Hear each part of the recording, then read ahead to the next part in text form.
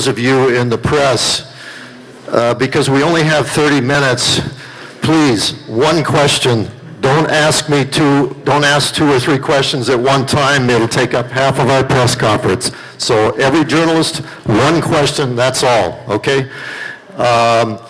When you ask the question, please stand with your name and organization. And let me introduce our distinguished panelists, and then I will turn the floor over to, I'm going to ask the first question, and then I'll turn the floor over to you journalists, okay? We'll try to get, and I would ask, this panel is a very distinguished panel, and I hate to ask this question of you, but can you limit your answers because we have so many of you here and only 30 minutes, so I've been asked if you will please make your answers short. Again, sorry about that. So let me introduce everybody on the panel here, starting on this side with Mr.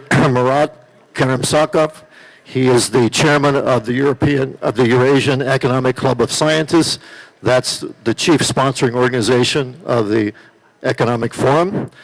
And we have Domingo Cavallo. He's the former minister of the economy of Argentina. And then we have Christopher Pizardes. He is a Nobel Prize winner in economics. We have, well, I'm here. And then we have, let's see, Mr. Min Zhu, Deputy Managing Director of the International Monetary Fund. My handwriting is bad here, so Alejandro Jara, Deputy Director General of the World Trade Organization. Robert Mundell, another economics winner, Nobel Prize winner in economics. And Robert Prescott, a third Nobel Prize winner in economics. So I'd like to ask the first question to Professor Mundell. I was listening to your speech this morning, and your speech about how an ideal sort of global currency right now would be a currency with a stable exchange rate between the dollar and the euro, and then if it could be lined up with the yuan or the yen, that would be even better, according to you. Will the crisis in the Eurozone have any impact on your thinking about a de facto global currency that involved in a stable exchange rate between the dollar and the euro? No, it doesn't have any effect on that because we had a period of fixed exchange rates that worked very smoothly under the Bretton Woods system from 1946 to 1971. And then that broke down, not because there was any problems with fixed exchange rates and the adjustment process.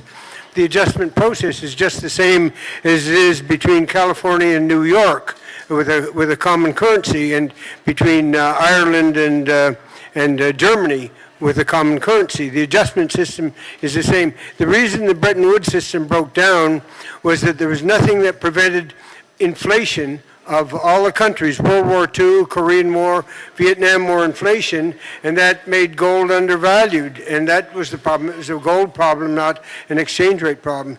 Now, the problem in Greece right now, we should learn a lot from that, because the important issue that it was assumed in the run-up to the euro is that each country is going to be accountable for their own debts and for their own deficits, and there were restrictions on the deficits, and there was no central, not a strong enough central authority to impose those restrictions, partly because Germany itself, which had been running deficits when it was creating the new regime in East Germany, was running deficits too. So we have to learn a lot from the euro crisis, but it doesn't change the basic principle that these two big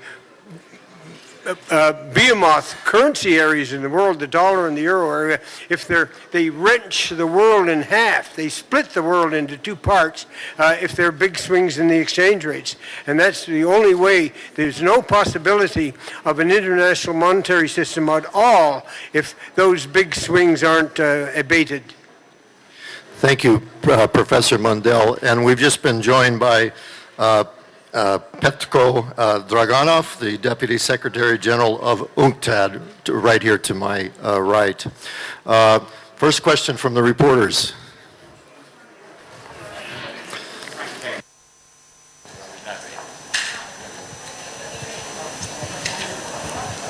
Thanks. Frank Kane from the national newspaper of Abu Dhabi in the Emirates. We just heard a pretty strong attack by Prime Minister Erdogan on the credit ratings agencies and their actions regarding the Turkish economy. Could I ask you what you thought he meant by that and for your views on the situation? Anybody want to take that? Mr. Prescott? Dr. Prescott?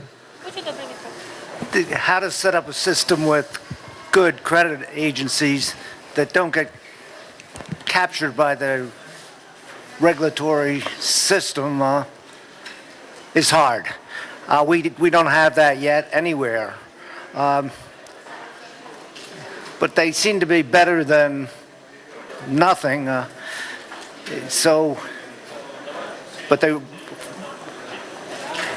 they're far from perfect.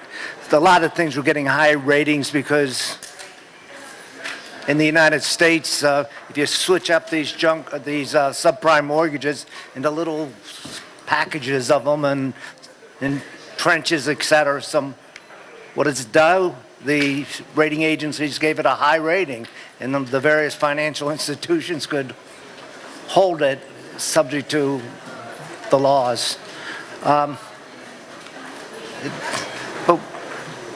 But people like to have a rating so they know where to put their money. But maybe we can rely on the market instead. Dr. Mundell, you want to? Make a little comment that I think the rating agencies failed abysmally to warn about the European crisis. The problems of Greece and Italy were apparent long before the crisis shot, and they should have been able to predict it. But there's a little bit of a consanguineous relationship between the ratings and the people that are being rated. And that's now changed. They learned a lot. The rating agencies learned a lot. Maybe they went too far. They made sudden big shifts away, and they've imposed this. But I think that with this, they're going to be much better in the future than they were in the past. I know that one of the rating agencies in China, Dagong agency, made a vicious attack on the rating agencies and said that because of this, the government should set up their own rating systems. But the problem, if you have government setting up a rating system, nobody's going to pay much attention to them because they're going to be tied up too much with the self-interest of the policies of those countries.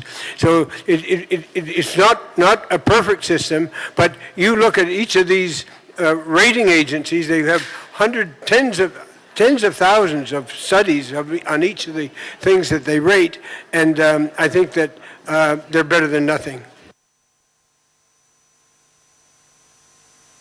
Okay, next one.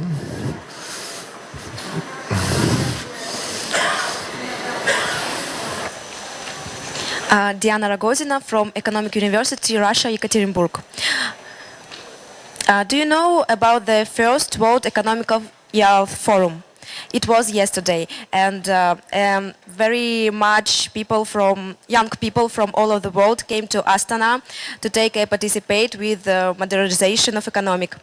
And also, yesterday was decided. Thank you for the question. This is a very good question. First of all, we observe in the past 20 years with globalization, the income inequality increased dramatically. And particularly in the advanced economy, the top 1%, top 10% increase their incomes times, but the bottom 10, bottom 20 increase very small. So which deteriorating the income situation is eventual. That's also the reason we emphasize inclusiveness of the growth.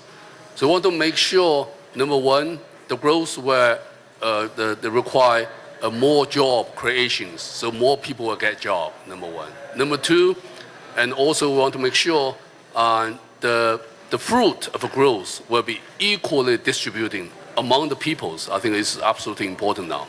So inclusiveness growth become a top issue for everyone. I think it's very good news. More and more government recognize the importance of inclusiveness of growth. But I have to admit there's still a long way to go to improve the income inequality issues. Yeah. But there's a way to get out. There are many policies, frameworks to tackle this issue as well. Yeah, we need working hard. We need to work together. Thank you, Mr. Zhu. The lady in the black here. Lady in the black, yeah. It's Birgit Brauer from The Economist. I have a question for Petko Draganov and for Zhu Min. Actually, two questions. President Nazarbayev said in his presentation today that... Can you make it one question? I'm going to give one more question to the audience. Okay. And then, well, keep it brief. But Nazarbayev talked about Kazakhstan having attracted over $150 billion in FDI. If you look at Kazakhstan, also compared to, like, say, Azerbaijan or Russia, other oil-producing countries, what have these countries done right or wrong? Where could they have done better?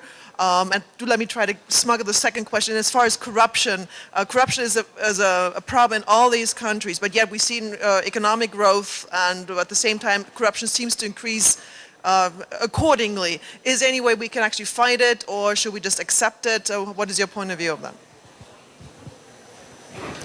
Oh, thank you. Thank you. I'll keep it brief as well. I think, starting from the last, no, we should never accept corruption. I think corruption is one of the reasons that we have inequality, and we stand firm against corruption. And the UN as a whole has a policy fighting corruption. The United Nations Conference on Trade and Development, UNCTAD, has specific programs that help member states fight corruption and facilitate trade, and we are working with the Kazakh government on some projects. But on what they're doing right, I think it is very important, and I think President Nazarbayev talked about this, diversification. Countries that depend on commodities like gas and oil need to diversify so that they can be less vulnerable to external shocks. And this is, I think, the crust of the matter for us. Thank you.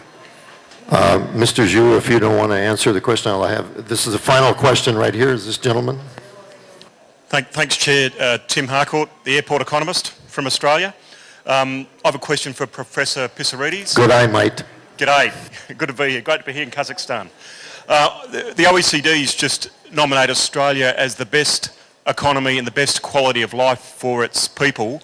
Yet for many years, Australia had strong trade unions, a strong minimum wage, strong incomes policies, as opposed to the free market views of Margaret Thatcher and the US, where they went the opposite way. We now have the lowest unemployment rate. Do you think that's a lesson for the emerging world as Kazakhstan and other economies take the way forward in the labour market? I would agree that the best system for the emerging world is not completely free markets of the type of the kind we've been campaigning for in Europe. The problem that Europe faced was that institutions were being built up piecemeal, one at a time, and there wasn't a good coordination between them. And then in some countries, like Britain in the late 70s, early 80s, even Germany in the late 1990s, the economy became completely dysfunctional. It was impossible to innovate. It was impossible to get productivity rises. So there was urgent need for reform. But reform doesn't have to be of the kind that completely liberalizes. In fact, in Germany, I wouldn't say there's been complete liberalization. Part of the success of Germany in the current recession is the fact that there's been very innovating subsidization of jobs and setting up of new businesses by the unemployed, and also there's been effective use of short working during the week with the help of government policies and trade unions. So I would never argue that complete liberalization. Even within Europe, in fact, I don't know what the OECD thinks, but if you look at light satisfaction tables within Europe as to which countries are doing better, I think Denmark is always top of the list, and Denmark is far from a completely free market economy of the Thatcher-Schroeder type by any stretch of imagination. I think the panelists have to move on to other things, and then there's lunch. So thank you very much for coming, and I learned something. I hope you did.